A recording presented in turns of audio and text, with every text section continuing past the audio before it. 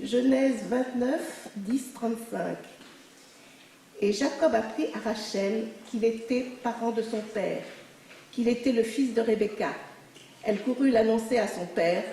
Aussitôt que Laban eut appris l'arrivée de Jacob, le fils de sa sœur, il courut au-devant de lui, il l'embrassa, le couvrit de baisers et l'emmena dans sa demeure. Jacob raconta à Laban tous ces événements. Laban lui dit « Tu n'es rien moins que mon corps et ma chair. » Et il demeura avec lui 1 mois durant. Alors Laban dit à Jacob « Quoi, parce que tu es mon parent, tu me servirais gratuitement? Déclare-moi quel doit être ton salaire. » Or Laban avait 2 filles. Le nom de l'aînée était Léa, celui de la cadette, Rachel. Léa avait les yeux faibles. Rachel était belle de taille et belle de visage. Jacob avait conçu de l'amour pour Rachel.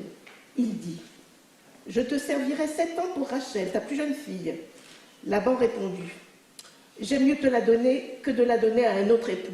Demeure avec moi. » Jacob servit pour obtenir Rachel 7 années, et elles furent à ses yeux comme quelques jours, tant il l'aimait. Jacob dit à Laban « Donne-moi ma femme, car mon temps est accompli, et je veux m'unir à elle. » Laban réunit tous les habitants du lieu et donna un festin. Mais le soir venu, il prit Léa, sa fille, et la lui amena, et Jacob s'unit à elle. Laban avait aussi donné Zilpa, son esclave, à Léa, sa fille, comme esclave. Or, le matin, il se trouva que c'était Léa, et il dit à Laban « Que m'as-tu fait là? N'est-ce pas pour Rachel que j'ai servi chez toi? Et pourquoi m'as-tu trompé ?» Laban répondit « Ce n'est pas l'usage dans notre pays de marier la cadette avant l'aînée.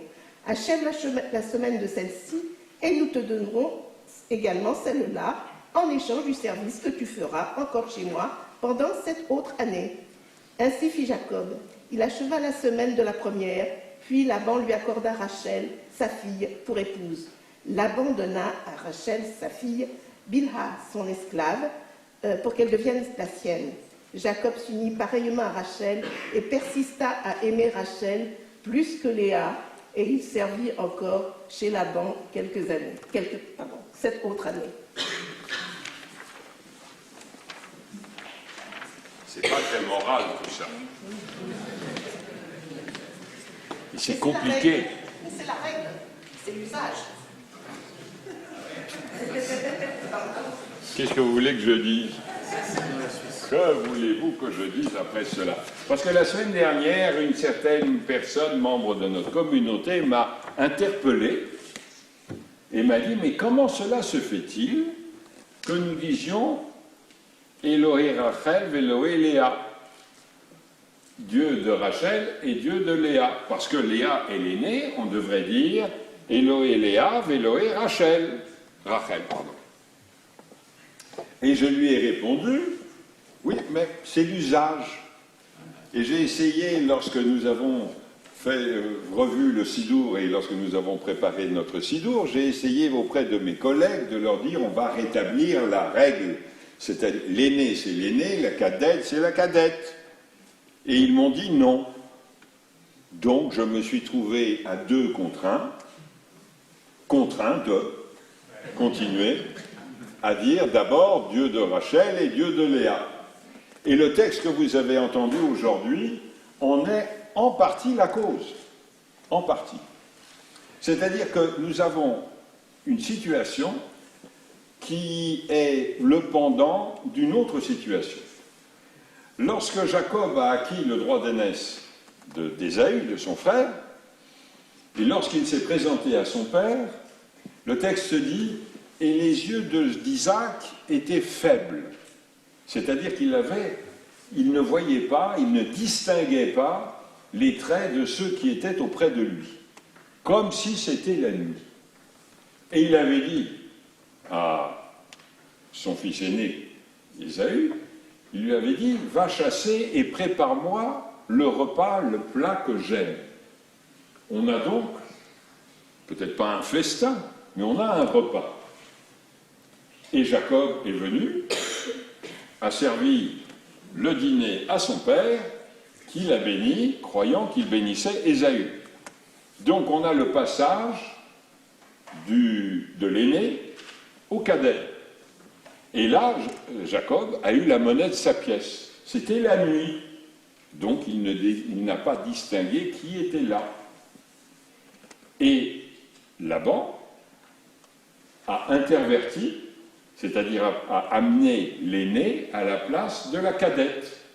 On a exactement la même situation, un tout petit peu à l'envers évidemment, puisque c'est l'aîné à la place de la cadette, alors que dans la première scène, c'était le cadet à la place de l'aîné. Mais on a le même environnement. Le même environnement qui amène à la confusion et à une situation extrêmement complexe. Et alors, ce qui est intéressant quand on lit le texte, c'est que le texte dit « Et il aima également Rachel », il y a le terme « gam », également. Et quand on lit ce texte, on dit c'est quand même curieux, parce que on sait, d'après les textes qui suivent, que Jacob n'avait pas un grand amour pour Léa.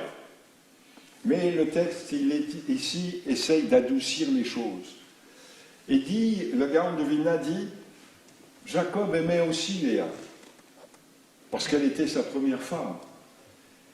Mais quand il a épousé Rachel, quand Rachel lui a été donnée, lui a été amenée pour qu'elle devienne sa femme, alors il l'a aussi aimée, mais dans le sens de plus. Ce n'est pas une situation très morale. Et on se dit, quand on lit le texte, et quand on lit les textes qui suivent, Léa souffre d'avoir été comme ça amenée à Jacob, alors que Jacob aimait Rachel. Et à plusieurs reprises, cela nous est dit. Cela nous est dit déjà au début de la paracha, il est tombé fou amoureux. C'était le coup de foudre devant Rachel, parce qu'elle était belle d'allure et belle de visage. Et Léa a souffert.